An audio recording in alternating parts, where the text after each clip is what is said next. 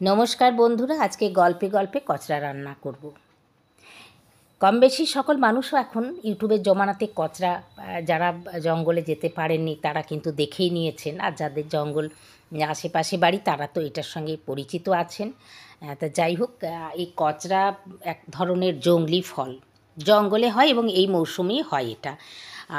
এটা কচরার থেকে নানা রকমের তেল হয়, এটা ফল আবার। আর এর যে ফুলটা সেটাকে আমরা মহুয়া ফুল বলে, বা সেটা আমাদের গ্রাম বাংলায় ভাষায় বলে মোল।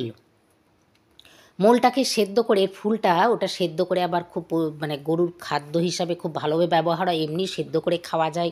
তা আবার অনেক উপকারিতা আছে, অনেকভাবে ব্যবহার হয়। তো সেসব আপনারা ইউটিউব সার্চ করলে সব কিছু জানতে পারবেন। যাই হোক, এই কচরাটাকে খোসাটাকে ছাড়িয়ে নিয়ে সেদ্ধ করে নিয়ে নিলাম। আর এদিকে আমি একটু শুকনো পাত্রর মধ্যে মুগ ডালটাকে ভেজে নিয়ে হলুদ দিয়ে সেদ্ধ করে নিলাম। তারপরে সেদ্ধ করতে হয়ে গেল, দেখুন জল ঝরিয়ে রেখে দিলাম, আর তেলে 5 ফোড়ন দিলাম। তারপরে এটা কচরাটাকে ফেলে দিলাম, আর এই সেদ্ধ করা যে মুগ ডাল সেটাও দিয়ে দিলাম। হলুদ দিলাম, কাশ্মীরি লঙ্কার পাউডার দিলাম, ধনে পাউডার দিলাম, আর পরিমাণ মতো লবণ দিয়ে দিলাম। একটু ঢাকা দিয়ে দিলাম। যারা একটু মিষ্টি পছন্দ করেন তারা একটু চিনি দিয়ে দেবেন। কাঁচা লঙ্কা, আদা, জিরেটাও আমি বেটে নিলাম, এটা এরপরে দেবো। দেখুন, এই দেখুন, কাঁচা লঙ্কা, আদা, জিরে বাটাটাও দিয়ে দিলাম, খুব ভালো গন্ধ উঠবে দেখবেন। এরপরে একটু জল দিয়ে ফুটিয়ে নিয়ে, আর গরম মশলা আর 1 চামচ ঘি। এটা নিরামিষ রান্না করবেন, দেখবেন খুব ভালো লাগবে। যাদের পছন্দ অনেকে আবার পেঁয়াজ রসুন দিয়েও করেন, তবে নিরামিষটা আমার মনে হয় এভাবে করে দেখবেন, খুব ভালো লাগবে।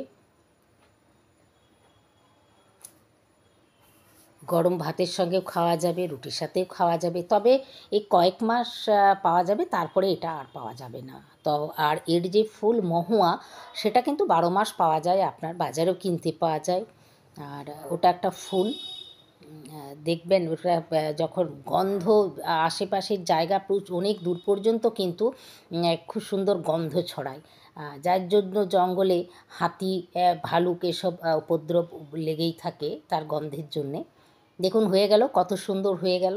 এরপরে গরম গরম ভাতে এটা পরিবেশন করুন। সুযোগ হলে অবশ্যই বানাবেন।